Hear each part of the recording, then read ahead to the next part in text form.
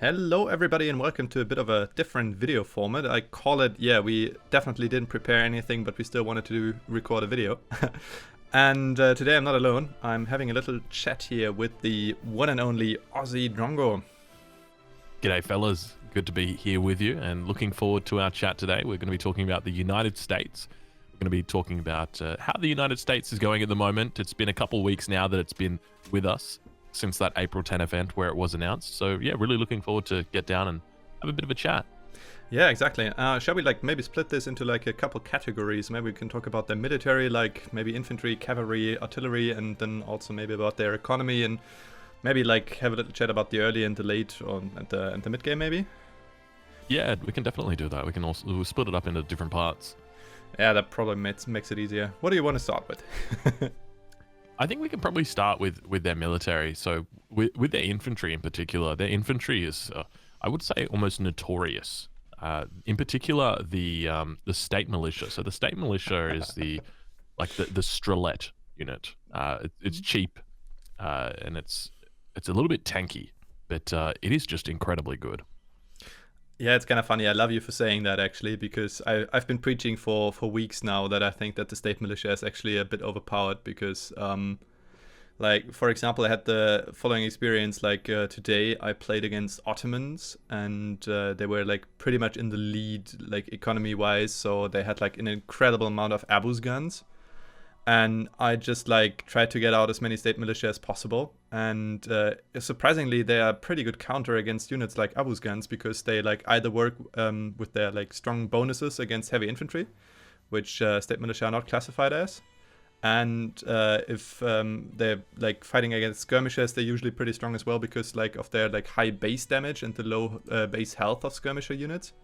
But with the state militia, you nearly have the health pool of a standard musketeer unit. So actually, like I said, they're a surprisingly cost-effective counter against Abus guns, and that really threw the Ottoman player off. I think he just didn't realize how bad of a trade he was making. Yeah. A lot of people will underestimate the state militia and think, oh, I can take this trade, when really you can't take the trade. And I've been finding that I would agree with you. If we were going to have a discussion about the best military, I actually did a tier list about ranged infantry on my YouTube channel and on my Twitch, and I had in the S tier I had things like the 𝐒𝐿𝐴 forest prowler. I had the Strelette up there, but quite honestly I feel like you would need to make a new tier above all of those right now just for the state militia. It is that good. In the late game, all I'm making is state militia and outposts. That's all I make. I don't make I don't make anything else. I'm just I'm slowly creeping forward with my outposts and put and my state militia. I'll make a couple of culverins to deal with enemy falconets, but very rarely do I actually make dragoons or carbine cavalry, just because I use the outpost to target down the cavalry, and then I've just got the state militia slowly pushing forward. So I think that they definitely need a bit of a nerf, even though they did just receive a nerf in the most recent patch. I don't know whether it's going to be enough. It's very difficult to balance the bonus that they get, where they become stronger in mass. So, the more of them that you've got, the more health that they've got. And that's a really difficult bonus that they need to balance. And they actually tried balancing it in the last patch. They changed it from, so you get a bonus of 30 HP or up to 30 HP. And then it goes up to 50. And they made it so that the 50, so it used to be on the Royal Guard upgrade, and so now it's on the Imperial upgrade. But it's still even with that being moved back, they're still really, really strong. Yeah. So I'm curious to see how they're going to tackle it. I think the design of the unit's very difficult to sort of balance. Yeah, I suppose so. The problem is, I think at least, that the combination of the high range resist, 30% range resist, on a unit that cheap is pretty crazy, actually. Yeah. The health pool and also the speed, those three things combined, make the unit crazy strong, because you can essentially take any fight against any infantry unit you want, and you can disengage from any fight against infantry units. You can even pretty decently run away from cavalry units with them. And also what I notice is if you like have like 30 of them or 40 of them, you can even like try to fend off some hussars, because I mean obviously they don't have any bonuses against them in like melee or like on their ranged attack, and also obviously they don't have any resists against melee damage, but still like the high health pool makes them like pretty decent against cavalry as well. Yeah, once they get to that point where they're at a critical mass and they can like one-shot enemy cavalry, that's when it's really difficult to deal with. And then you throw in like a couple dragoons behind that are, you know, slowly killing them, and it very quickly it starts to build up. But yeah, I mean, with the United States infantry, like obviously the state militia is the highlight there. In the most recent patch, the regular was also buffed as well. So was the sharpshooter, so trying to bring them in line with the state militia.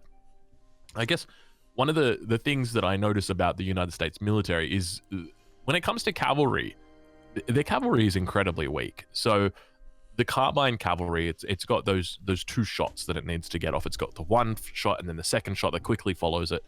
But it's very difficult to sort of micro the unit, because you just want to shoot and scoot, but you don't really have that option because you got to wait for that 2nd shot. You can get the timing down, but it's a little bit hard. And then they don't have any upgrades. Well, they've got the 1 upgrade in Age 4, which increases the carbine cavalry attack by 25%. So it's a big buff, but it's only carbine cavalry. It's not, you know, the hussars don't get any buffs at all. So you're very limited with what you can do with the United States when it comes to your land military. Obviously, there's a lot of strategies that you can do.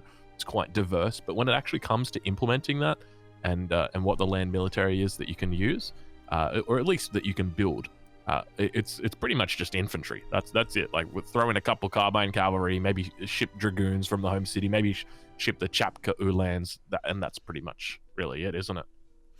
Well, I mean, I'm inclined to agree here. I mean, to be honest, I am a pretty big fan of the Gatling guns. I mean, to be fair, this is like from a lower rank perspective, right? So, I mean, you're obviously way higher up the ladder than I am, and the difference for me is that I find artillery micro like very annoying from time to time, like with falconets, stuff like that. Like even horse artillery, I find it like so annoying that you like actually have to micromanagement every one of those units in order to get the most out of them, because of their like little dances they do, like when you try to actually move them like 5 meters forward and stuff.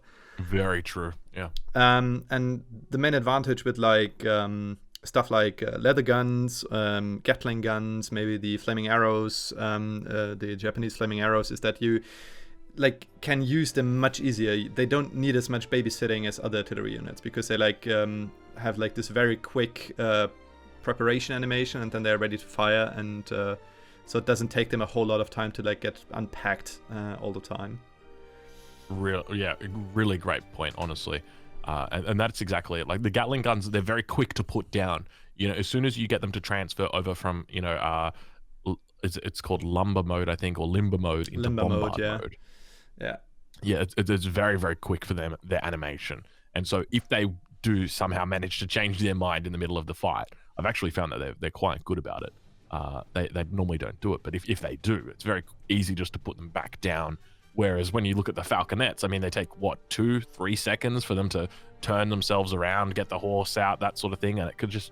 I was watching just H's stream earlier, and his falconets were doing that thing where they were just turning around, and, you know, he's like the rank 2 player, and it's happening to him. So it's like...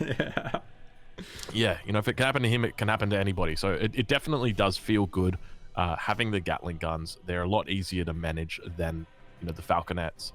They're also, they're quite a fun unit. I love the sound of them. They become annoying very quickly, but they're a really cool unit. I'm a big fan of the artillery that the United States has got. They've also got quite a fair bit of siege as well. I didn't think that their siege was impressive initially, but now that I think about it, it's just, they can burn down a building really quickly. Yeah, they're like pretty decent against buildings. I suppose they're like on the same level like as organ guns, maybe. I mean, you wouldn't expect organ guns to actually shred buildings, but because of their like of the damage type they're doing, right? Like the siege damage, they're like pretty decent against buildings as well, actually. But maybe let's go back to the infantry for a second. I mean, obviously we have established that like state militia, or they're called state militia, I think, is like the strongest infantry unit for the United States, hands down. But you said that the Rangers, or the how they called in English, the regular sharpshooter. Thank you very much. No, the sharpshooter and the regular both were actually buffed. but you still would say that you like would prefer the state militia over the sharpshooter. I mean, they like have like pretty similar roles actually. Yeah, they've got very similar roles, but yes, I think eventually when they get the balance perfect, you're probably going to want a mix of everything. The state militia, you're probably going to want to have up to that cap, you know, about 30 of them, and then you're going to want muskets for the or the regulars for the melee attack against cavalry to fend them off, and then you're going to want sharpshooters in the back to be doing that big DPS, that big range attack. But yeah, at that moment, it's just, you know, why would I want sharpshooters when my state militia are just going to be so much better? Obviously, they don't have the same range, but I think they've got about the same DPS. They've got a lot more health, and they're much faster. So it's like, you know, I totally want those. And then when it comes to anti-cavalry, I mean, regulars honestly, regulars are a very good unit. It's just that state militia are so damn good that they just don't seem as good. But the fact that they've got that extra 14 range really makes them quite versatile. In the Second Age, they're very, very good at picking off villagers. They 6-shot a villager, which makes you know, you can do 3 regulars on a single raid, and you'll 2-shot a villager. So they're really quite strong. And the yeah, I think that regulars are quite a good unit. It's just that they are unfortunately overshadowed by the state militia. Yeah, I agree with that. So yeah, you would actually say that like right now there is no situation in which we would actually prefer the sharpshooters over the state militia. Correct. All right. Okay. You actually started talking about the cavalry earlier. I mean, I agree with you that the regular hussars and the carbine cavalry are probably not like they're not crazy strong. But what's your opinion on the like, let's call them like yeah, I don't know, like mercenary shipments maybe, like the 𝐂𝐮𝐫𝐿s and the dragoons, and also the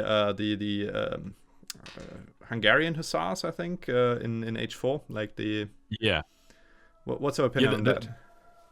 I think that the United States have got a lot of interesting shipments when it comes to that, and they're very flexible, and it's great to see them. So I guess we'll start with Age 2 because they've got the native shipment, the Seminole bowmen. So that they can send it twice. There's 12 of them. It's a pretty decent shipment. And you got to remember with shipments are you got to be careful with them because there is a lot of units coming out at the same time. So they have a lot of potential to swing a fight. So people might think like, okay, you know, if you were to look at Pulaski's Legion, which is the Chapka Uhlans, I think there's 12 of them. Okay, and if you were to compare this to, you know, the German Uhlans, okay, so the German Uhlan card, you've got 9 Uhlans, so you're getting 3 more Uhlans, but you're also getting the veterancy upgrade, and you're also getting an extra 10% on top of that. So it's kind of like a Cav combat card as well. You also have the right to then train them for the rest of the game. So you're getting like 3 more Uhlans plus all of those things, and you're paying, you know, 1,000 resources for it. You're paying 500 food, 500 coin. It's the same with the Dragoons. It's the same with the Magyar Hussars. But the big thing for me is that is a huge pop of units that you can pop out of an outpost, out of a blockhouse, out of a town center. And your opponent can be pushing into your base, thinking that they're doing well. And then right there, right then, bam, out pops 12, you know, instantly upgraded veteran Uhlans that have got Cav combat as well. And now they're just wailing away. So many games that I play, I send that card. It takes a really long time to come in. I think it takes about 60 seconds to come in. But when it hits, oh my God, it feels amazing. So I'm a big fan of those cards. I think it's great having the Uhlans as a mercenary because you can continue to train just 1 or 2 Uhlans from the fort occasionally and just send them to raid. Uhlans are great for raiding because they've got that higher attack stat compared to, say, the Hussar, which has got a lower attack stat and a higher HP. So the Uhlans are really good for raiding. So you just, you know, train 1 or 2 of them from the fort and you send them to your opponent's hunts. And eventually, you know, they're going to kill a villager, 2 villagers. So really, really cool to do that. The Dragoons as well. You know, the Carbine Cavalry is not a particularly strong unit. So it's important that you've got the Dragoons to supplement your main army. But in addition to that, they've also, in addition to having the Dragoons, they've also got access to the Apache which are a really, really strong native Dragoon unit, which can be sent twice in the Fortress Age. They're about as strong as the Dragoon. And keep in mind, that's the veteran Dragoon that's been upgraded with the Cav combat, so it's got like the extra stats on top of it. So it's a very strong Dragoon. But yeah, the Apache's about as strong. So look, I love the mechanic. I think it's really cool. I love the mercenary cards. The only thing is they do take a little bit long to send. So it's like you can't really send them if you're in a pinch. You're going to need something a bit faster than that, and it can take a while for them to come in. So often I will find that the fight will be over by the time that they arrive, and my opponent's basically won the fight. Then my Ulans finally pop, and the fight was already over. So yeah, I guess that was a bit of a long answer. I hope I answered your question, but I'm a big fan of the mercenary shipments, the way that they work, and the mechanics with the forts for the United States. I think that that's so creative, and it really adds a lot to the United States in the way that they work. I'm inclined to agree, but honestly, let's get down to the problem, the biggest problem the United States probably have, the fact that they only have 20 cards they can pack. So I mean, you talked about the H2 Seminole shipment, the H3 Dragoons, the H3 Ulans, and the H3 Apaches. So that's 4 shipments. The Magyar Hussars, that would be a 5th shipment, and obviously that's a lot of space. That's even 25% of your deck space, actually. So yeah, realistically, which of these units do you pack? And that's a great question, because it can depend on your matchup a lot. But I've been finding recently, I've been going for, if I want to do a bit more H2 play, I'm definitely going for the natives or the Seminole Sharptooth bowmen. I've been finding they're really very strong. We actually saw that in the most recent show match between 𝐿𝐴𝐵 and Mito on the EGC TV channel. There was the bowmen were used, I think, in 2 different matches. So they're demonstrating, quite a lot of strength. But for me personally, I definitely 100% of the time Chapka Ulans, 100% of the time the Magyar Hussars. And when it comes to Apaches versus Dragoons, because they do serve the same role, it's a little bit difficult. More recently, I'm leaning towards the Dragoons, but the hard thing is Apaches are cheaper, and you can send them twice. So I think if you're going to be doing a fast fortress, let's say a really fast fortress, then they definitely are a lot stronger in that situation. But if you're going to be playing a little bit longer in the second age, maybe doing a semi-fast fortress even, then Dragoons are going to be better for you, because you're able to train them for the rest of the game. They're stronger, and they shadow tech, which is so important. Yeah, I think that's actually a big advantage. If you hit Industrial Age, your Dragoons instantly get upgraded. I mean, that's another 2,000 resources you actually save when compared to usual normal Dragoons. So yeah, I'm still not quite sure how much I like the cavalry options, because obviously you need the fort to actually train them. I mean, the Dragoons and the Ulans, that is. I'm not quite sure how much I would like to actually train Carbine Cavalry into Hussars. I mean, in a pinch maybe, but that's probably not a regular go-to unit. That's at least my feeling. Correct. Yeah, I agree 100%. It's not your go-to unit. You're not thinking, oh yeah, I'm gonna make some Carbine Cavalry and then we're gonna finish this game. No, you're thinking oh shit, if my opponent makes Hussars, how am I gonna deal with that? Well, I could make muskets, or I guess I'll make Carbine Cavalry.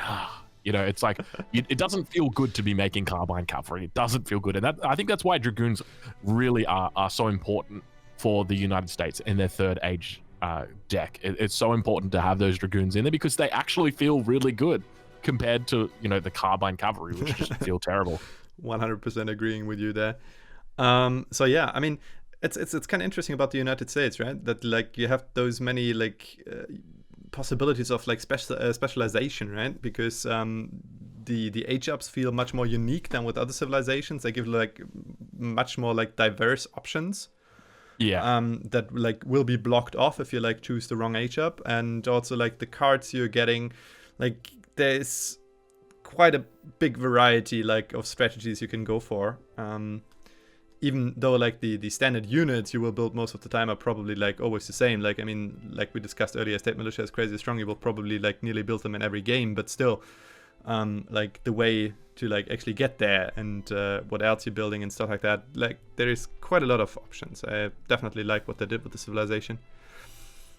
Yeah, I've got to agree with you completely. It's when it comes to the way that the United States ages up, it feels amazing because you've just got so many options, as you mentioned, and there's an element of opportunity cost because, you know, my favorite age up is probably Virginia. I really like Virginia because when you take Virginia, you go the Virginia General Assembly. I would say that that's their most important card. You rely on it a lot, and it gives you a lot of flexibility because if you need to boom, then it's very easy for you to get town center wagons out. You know, if it covers a lot of your macro errors as well, because if you gather too much wood, it's very simple. You know, you just build a town center wagon. Yeah, exactly. You don't even have to think about it. But if you're going for something like Pennsylvania, which has got the Philadelphia Convention, where you've got the coin trickle that's equivalent to a bank, that feels really great as well. You also get allied with the Cree, which in my opinion are the best native, like the minor native civilization that there is. The Cree are just hands down amazing because you can train those 5 Cours for free. Or not for free, obviously you've got to pay for them, but you can do that on 100% of maps. You don't have to wait to ally with them. Like there are some maps that don't even have natives on it, but you're always going to have that native option, and it's kind of like having a second town center, even though it's only for 5 villages. It's sort of, it gives you that opportunity to sort of just boom in the second age, and it also combines really well with your wagons. So not a lot of people realize it, but the Cree have got an upgrade that reduces the cost of buildings when you build them, but it also reduces the cost of building wagons. So you can combine it with your state capital to build wagons at a cheaper price. And then on top of that, you've also got Oregon Trail, which is a 1,000 wood investment and reduces the cost of all the subsequent wagons that you make. So you can get ridiculously cheap town centers. I think the total cost of the town center comes down to like 350 wood, something like that. It's very, very cheap. Yes. I agree. For my playstyle, I love to spam outpost wagons in the late game. I like, all I do is I just like, I'm not sure if you're aware, but they actually nerfed that strategy in the most recent patch. They removed a card. Yeah, the H2 card. Yeah, the H2 card. I had that deck I had that card in my supremacy decks because I'm such a toxic gamer. I just love making outposts everywhere, and it's so easy with the United States. You can send out the outpost left, right, center. It feels really good. But yeah, unfortunately it got nerfed. But look, I think that the options for Age 2 especially are just so diverse, and it feels incredible. My only hope would be that they can make the Age 3 options feel the same way. Because right now, there's only one Age 3 option. It doesn't matter whether it's a water map, a land map, a map against an aggressive opponent, an economic opponent. Will always be the factory. Always going to be that factory. Yeah, it's just so strong. And it's one of those things that I feel like even if they put a cost on that card, even if they said, we're going to make this card cost 200 coin or 300 coin or 500 coin, people would still pay that. People would still say, you know what, it's worth it. 500 coin for a factory in Age 3? Yeah, man, I'm going to do it. So I think that the United States is in a really good spot at the moment. I think they still need a couple of changes when it comes to balance and trying to increase their speed in the early game. And they definitely need to change the way that Age 3 shipments or Age 3 federal states are impacting the game, because at the moment there's just not enough. But other than that, yeah, I got to agree with you. The federal states for Age 2 are just, in particular, superb. I love them. Every single state is viable in a different circumstance. And that to me is beautiful. Because, when it comes to the European civs, it's quartermaster all the time. You got the access to the quartermaster, you age up with the quartermaster. That's it. That's the rules. So it's great to see that there's 5 different states and they can all do something different and they're all viable. Oh boy, you touch a lot of points there. So maybe before we start talking about the momentum and the economy, let's go back to the land military for a final time. So we touched the artillery a bit there, but there's still one thing I wanted to discuss about the artillery. The problem I have with the Gatling guns, as much as I like them, is that I always have to problem that I feel a bit helpless against falconets. Like if you have like a really aggressive H3 push, maybe let's say Ottomans maybe, so like a very fast H up to H3 and then the 2 falconets coming in, I always like have the problem that I'm not quite sure how to deal with them, because if I get to H3, I of course can ship the 3 Gatling guns, and I mean in theory it should be a pretty even matchup. So like if you like get your Gatling shots out on the falconets, then you're like will be able to like nearly like kill 1 falconet and get the second one to like nearly being 1 shot, but I mean you will lose all 3 of your Gatling guns in the process, and 1 falconet will still stand. And that also like obviously depends on who gets the first shot out, and I mean since falconets have the longer range most of the time they will. So yeah, not quite sure what to do there. I think like that's probably one of the weak spots, the artillery options in H3 maybe. Yeah, I agree exactly with your assessment. I would say, you know, that is the perfect assessment. You know, the falconets are always going to beat the 3 Gatlings because they're going to get the first shot off most of the time. I mean, wherever they get the first shot off, they win the fight, they win the engagement, because as you correctly identified, it is, you know, the way the mechanics of the fight work. The 2 falconets get their first shot off. Now you've got 2 Gatlings. The 2 Gatlings get their shots off on the 2 falconets, but they don't kill one. And then then the 2 falconets fire again. They kill a second Gatling. Now you've got 1 Gatling left. And then that Gatling is able to take out 1 of the falconets, but a single falconet remains, and probably at about half HP. And it's going to be able to take out the remaining Gatling.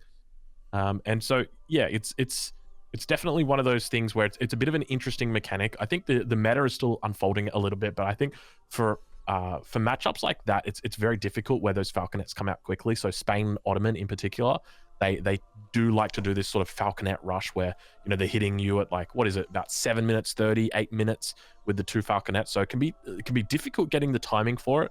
I think one of the ways to do it is to use your town center to try and shoot down 1 of the falconets. It can be a little bit tough though, because you're going to have to idle 10 villages at least. But to be honest, it's still a problem that I'm dealing with at the moment. I really don't know what the best way to go about it is. One of the thoughts I am having is to try and drop down an artillery foundry using like 7 or 8 villages to just build your artillery foundry up as quickly as possible, and then getting a culverin out, just a single culverin, because eventually you're going to be using that artillery foundry. I've found with the United States that there are a lot of culv wars. So your opponent building culverin, you building culverin, you know, everybody's building culverin. And so I feel like, you know, if you're getting it down, it's not really a waste of resources. Of course, it's resources that you've got to invest, but at the same time, you know, it enables you to sort of push back your opponent very easily, just a single culverin. All right. Yeah, I think that is like a pretty detailed assessment of the land military unit. So good that we have discussed that. So maybe let's switch to water very quickly. Maybe you want to give me your like 5 cents on like what do you think, how good are the United States on water, like regarding their water boom potential and also their like water fight potential, maybe water contest maybe? Yeah. So water boom, it's a little bit difficult to boom as the United States on water. It's not as conventional as other civilizations, because with schooners is an age 1 card. So it's very easy to send this card in transition, or even send it as your first card if you've got schooners. But for the United States, their schooners equivalent card actually comes in the 2nd age, and that's called the Slater Textile Mill. So it's available with the Rhode Island federal state, reduces the cost of your villages by 40 food, and reduces the cost of your fishing boats by 20 wood. So the best way I've been finding to implement a boom on water with the United States is to open up with like the 3 Coureurs de Bois, and then don't send anything in transition. And then once you reach the 2nd age, send from, with the Rhode Island age up, you want to send, send 700 wood first. So you're going 3 Coureurs de Bois into 700 wood, and then sending your schooners card. So you're sending it as like the 3rd card. And then in the meantime, so you're getting up like 2 or 3 docks, and then slowly pushing out settlers, or slowly putting out fishing boats. But yeah, it's one of those things where it's like, it's definitely not as strong. Like if you were going to compare it to like a Portuguese boom or even a Spanish water boom, that's what I wanted to say. Near. Yeah, it's like they've got a lot of good cards. Don't get me wrong. Like they've got access to whale oil, rendering plant. They've got fish market that they can get as well. But you know, it's not like they can't really do a huge amount with it. Now, they've got other options as well. So as an example, for age 3, one of their age up is Maryland, which is got a little bit of a weird card. I can't remember exactly what it's called, but it's something called Oyster, something Oyster Farm, Oyster Pearl, something like that. But it makes your fishing boats, or not your fishing boats, rather, your sloops and your steamers gather from resources much more swiftly. It's like, it's a ridiculous Yeah, amount. I know which card you're talking about. Yeah. So it also makes like your steamers gather coin from fish. I don't know exactly how it works, but it's very niche, and I don't know how easy it is to use or to come up with a strategy for. I'm sure people like 𝐂𝐮𝐫𝐞𝐬 are going to be able to come up with strategies for it with it eventually. Of course he will. Yeah. But you know, for all of the other normal players out there, I think it's going to be a bit hard to implement. What else is there? There's like, I think on water, their steamers are quite strong. They've also got a really good upgrade card, which is the 35% health and attack and an extra 2 range as well. So it's a really nice combat card. But they don't have the broadside attack, but they're very tanky. So they're quite a strong unit, but they are very expensive when it comes to coin. I think they're like 650 coin, 250 wood. But yeah, when it comes to battling their opponents on water, I'd say they're about even to any other European civilization. The steamer's probably a bit stronger than the galleon. I'd definitely be wanting steamers on my side rather than galleons. But the sloop is their age 2 caravel equivalent. It's definitely on the weaker side. I've seen a couple of people saying it's definitely not as strong as the caravel, and it probably should get a couple of buffs as a result. So yeah, there's definitely aspects of it. But then I guess in the late game, they've also got access to the Ironclad, which is definitely one of my favorite units for the United States. You start off with the ability to build 1 Ironclad, but then you've got 2 different cards that allow you to send an additional Ironclad or train an additional Ironclad. So you can have up to 3 Ironclads. And one of my favorite cards is the age 4 card for the Ironclad. I think it's called Hulks. Yeah, Hulks. And it gives them a chance, a 25% chance to block an attack completely. Yeah, that's so pretty really, funny. really cool. Yeah, really cool attack mechanic. I like it a lot. So you'd say that like in the mid or like in the early game they're probably a bit underpowered on water because of the sloops not being like as strong as caravels. Also, I mean the fact that like you cannot control their broadside attack might be helpful for like lower ranked players because they don't need to worry about it. But on the other hand, I mean for like higher ranked players, they don't really have the option to snipe out the targets they actually want to with the broadside attack because it happens automatically. So. Yeah, depending on the skill level you're playing on, that might be like a bonus or actually like something you don't want to have. But yeah, maybe in the mid game they're on par with other European civilizations, and in the late game because of the Ironclads they're probably a bit ahead. Would you agree with that assessment? Yeah, I would agree with that completely. All right. But yeah, like a water boom is probably not a strategy like that is recommended for them because obviously there are other nations that can do it much better, like you said, Portuguese or Spanish maybe, or like even Indians maybe. Yeah. I think like if I was playing a tournament match and my opponent picked Borneo as the map they wanted to play, I wouldn't be picking the United States and thinking I want a water boom. You know, I'd be picking, you know, the Portuguese, the Japanese, the Indians. The Spanish, one of the strategies I think we're going to start to see a lot more of is Spanish logistician. So I would be suspecting a Spanish logistician water boom would be quite good, but definitely not United States, no. All right, okay. So yeah, we've talked about the water economy. Let's talk a bit about the land economy then. So my impression right now is that the United States have a pretty strong start, at least they can have. I mean, you can like ship the CDBs, which are really strong shipment, and then you can also go for the bank. Alternatively, some people like still want to age up a bit faster and decide to go against the CDBs, but then again, you can also ship the coin trickle. Capitalism is also a pretty decent card, I'd say. So I'd say that the early economy, at least in my opinion, is quite decent. But I think there's this time period from like, let's say, late age 2 to mid age 3 in which they like probably feel a bit weak. Agreed. Yeah, so I agree with you 100%. It's definitely something to do with their tempo. I'm not sure exactly what it is or or the best way to solve that problem. It could just be that they're in a state where we still haven't found the best build order for them. It can take some time to find optimal build orders. I remember when Sweden was redesigned after, I think it was maybe the second or the third balance patch, and they completely redesigned blueberries. They essentially took them away. Yeah.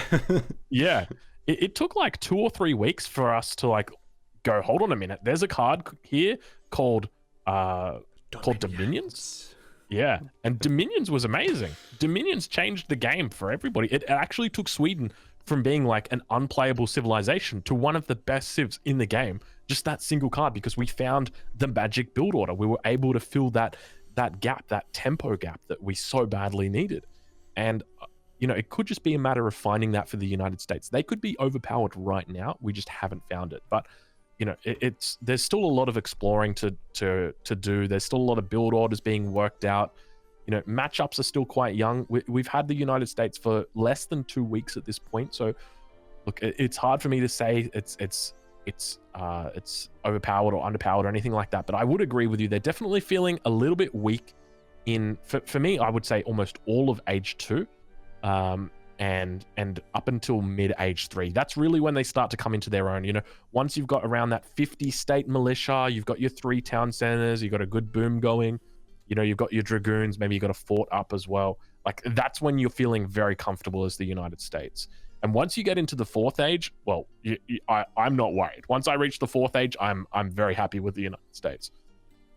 I will win, you know, 90% of my games. Yeah, as the United States once I reach industrial age.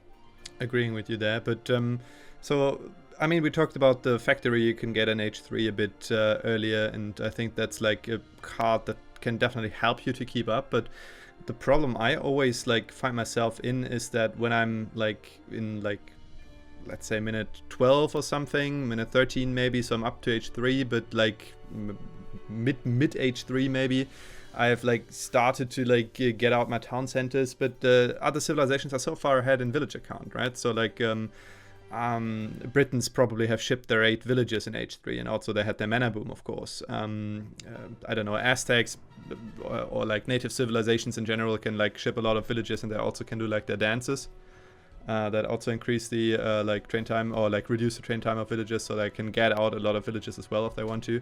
But like with the United States, I have the feeling that like until I get my town centers, like other civilizations have like taken the lead in villager count quite decisively, and like it always takes me, like you said, a whole lot of time, essentially until I'm up to H4 to like actually catch up to them again. Yeah, and that's a really good thing that you've identified, because I agree with you 100%. And it was something that I realized probably about 3 or 4 days ago. You can't actually outboom civilizations with the United States. You know, if one of the things that I sort of like think about is the concept of a boom off, which is where we're in a greedy meta at the moment, where players are being more and more greedy. Mm-hmm. But the problem with the United States is, even if you play the greediest possible build, you're still not going to be greedier than the British or the Dutch. It's just impossible. You can't do it. The Swedes especially, you're not going to be able to be greedier than them, because their booms are so much stronger. So I learned that you have to be applying pressure early. So I'm not sure whether you saw, but I posted a video on YouTube recently of an overpowered build for the United States. It's where I stay in age 1 for almost 6 minutes, and it allows you to get up to fortress really quick. This is a build order that's really good against passive civilizations, but against aggressive civilizations, not so good, because there's early pressure. But one of the things that I realized is that when you do this build order, because you are delaying your military production, your opponent is able to boom freely. So if you're up against, let's say, a British player, if you do this build order up against a British player, even though they're playing passive, they're just going to outboom you. They're going to create more settlers than you. They're going to have a bigger economy than you. So I think with the United States, a key feature or a key function that they need to perform in the early game is to hamper the opponent's villager count or the opponent's gathering of resources. Because if they do not, they will simply lose the boom off. They will simply lose because they're not creating enough economic bonuses that other civilizations have access to. Well, in other words, that means that raiding is pretty much essential for the United States, right? Precisely. Which again brings us back to like the mediocre cavalry, because I mean raiding is mostly done with cavalry, of course. So like you would actually argue for building a stable very early on in the game and try to pressure your opponent. So one of the most recent buffs increased the regular attack from 24 up to 25. And people might look at that and think, oh, well, that, you know, it's not very big. You're only increasing it by like what, 3 or 4% at most. It's not very much. But it's important to understand the way that that interacts with villagers, because a villager is 150 HP. It doesn't have any range resist, which means 150 health. If you divide that by 6, that's 25. So the ranged attack was increased from 24 up to 25, which means it now takes 6 shots from a regular to kill a villager. Yes. So if you just raid with 3 regulars, then you can be 2-shotting villagers. Before, you would need 4 regulars, but now you only need 3. So that single buff means that regulars become a lot more viable for doing raids. I like to call them AIDS raids because they're just very difficult to deal with, because your opponent has to respond to them. You just send 3 musketeers or 3 regulars, you know, to a coin mine somewhere, and if there's villagers on it, they'll just kill all the villagers that are there.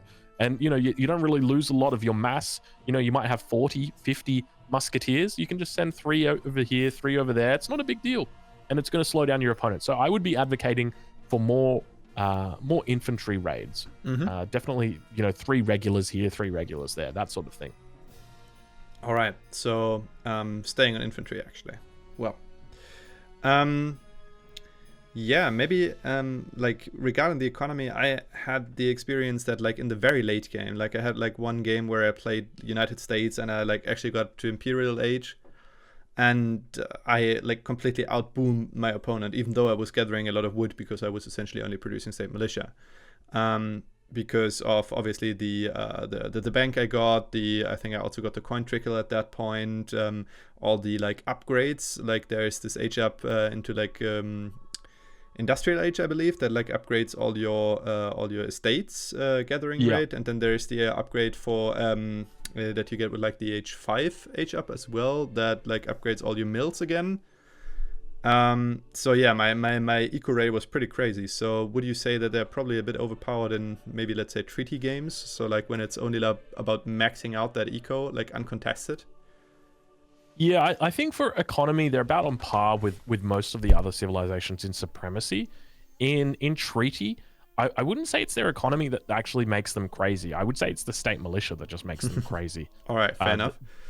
The state militia just mean that your opponent is going to be draining faster than you, because they need more resources to combat you than you need to combat them. So even though, because when it comes to the economic cards, there's really not a lot of bonuses that they've got. They've got refrigeration, and I mean, they do have like, they've got, you know, the plantation upgrade or the estate upgrades, but it's not particularly, you know, they're not overly reliant on their estates, and you're going to be making a lot of state militia as well. So it's like, you know, it's, yeah, to be honest, it's, I mean, I'm not too familiar with the way that the treaty landscape works. I've tuned into a couple of Floco streams, but from what I've seen, the main issue for the United States in treaty, because they do definitely look very strong in treaty, is the state militia. It's way too strong in the late game.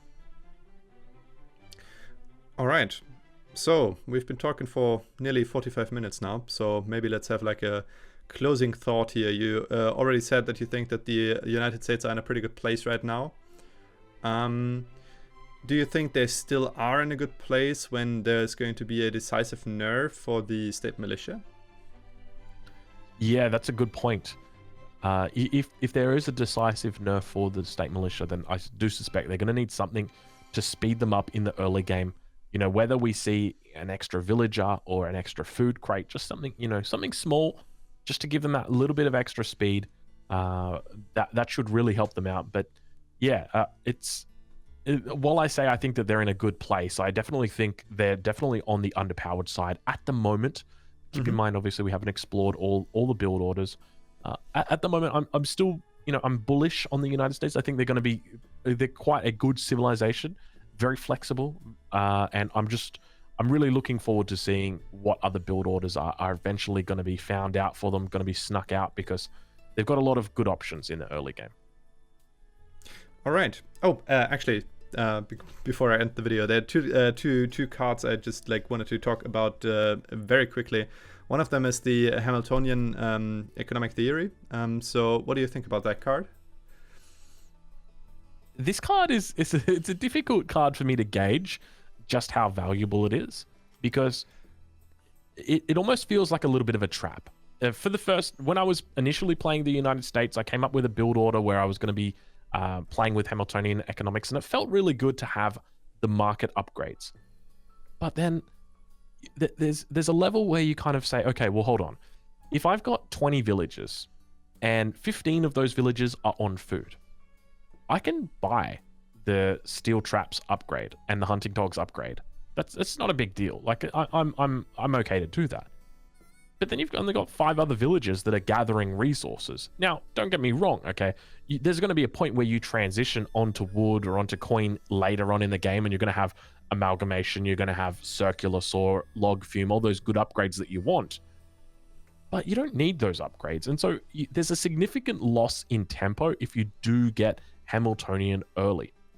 And so I think that it's a little bit of a trap. It definitely feels good to have it, but when it comes to actual resources generated and opportunity cost, I think that there's a significant opportunity cost that's associated with this card. Because if you're shipping Hamiltonian economics, you're not shipping 700 coin, you're not shipping 700 wood, you're not shipping Irish immigrants from the home city, or you're not shipping something in age 3. So there's a lot of tempo that's lost as a result of it. So would you actually go for it then, or would you not? You said it's a bit of a trap, but did you actually like remove it from your decks, or do you still have it with you? No, I've removed it from all of my decks, so I don't use it anymore. All right. And the second card I wanted to talk about is the one, I actually forgot the name, but the one that like upgrades your arsenal and allows you to like do all the arsenal upgrades for free. Springfield Armory. Thank you very much. Yes, exactly. Springfield Armory. Is that like a card you would actually like play? And if so, when would you do that? Yeah. So Springfield Armory as well can be a little bit of a trap. You got to be careful with it not to send it too early. I fear that if people are sending it about 8 to 9 minutes, that's a bit too early, and that you could potentially lose out. So I do definitely send it. I include it in all of my decks. I think it's a really important card, especially with the State Militia. It unlocks 3 upgrades for the State Militia. So you really, really want those because it includes a speed upgrade, and speed is the most important statistic in this game. So definitely a really important card. It's important to remember when you've got your Springfield Armory as well, you want to don't build it in your base. Build it in the middle of the map, and then stick your flag next to the armory. What that is going to do is it's going to increase the speed that your techs research at. Yeah, so that's actually a pretty helpful tip there. Yeah, so what I've been doing is I've been putting down my Springfield Armory, normally like not in the middle of the map, but off to the side. I put the flag down, and then I build a second one. And so now I've got 2 armories that are researching at a faster rate, and they're giving me all the research for free. But I think the optimal timing for this, it can depend on the way that you're playing. If it's an extended Age 2 game, don't be afraid to send it at around 11 minutes, 12 minutes. If it's an Age 3 game, like if you're up in Age 3 by about 10 minutes, then you're probably not going to want to send it until about maybe 17, 18 minutes. That's going to be around when you'd want to send it. Because there's a lot of other important cards that you need to get out. You need to get out, when it comes to priority and what you would want to send first. Definitely your 700 wood, 700 coin would come out first. Your Irish immigrants would be coming out first. Once you reach Age 3, eventually you're going to be wanting to send the factory wagon, the fort, Russian-American company. You're going to want to be sending 3 Gatlings, maybe even like an upgrade card like refrigeration or something like that. But I would normally be sending Springfield Armory before I send. So I've got the combat card for rifle infantry. I think that's a really good card in my deck. Before I send that card, I would be sending my Springfield Armory. Before I get the +4 range for my State Militia, I'm sending Springfield Armory. So Okay, so you would prioritize Springfield Armory over the range upgrade, the H2 range upgrade for your State Militia. Correct, yes. Okay, that's interesting. I always did it the other way around, but yeah, there you go. Okay. Again, like you said, you think that they're a bit on the underpowered side, but like you said, we're still like trying to figure out the most effective build orders here, and also, I mean, judging by experience, there's going to be a lot of like balance changes to the United States in the future. So we'll see what the future like holds in store for us. But yeah, thank you very much for this like pretty drawn out talk and this very in-depth analysis of the United States, or the current state of the United States. Yeah, not a problem at all. It's great to be able to talk to you about it.